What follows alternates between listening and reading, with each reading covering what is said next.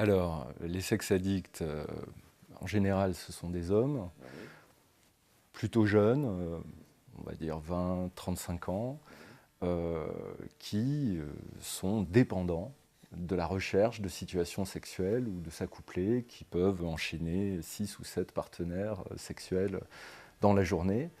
Mais évidemment, il n'y a pas que la dimension quantitative, ce n'est pas le nombre de partenaires qui va faire l'addiction au sexe.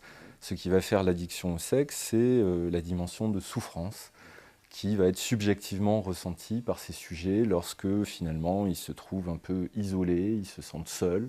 On peut entendre que dans ce symptôme, il y a quelque chose qui fuit la relation amoureuse, hein.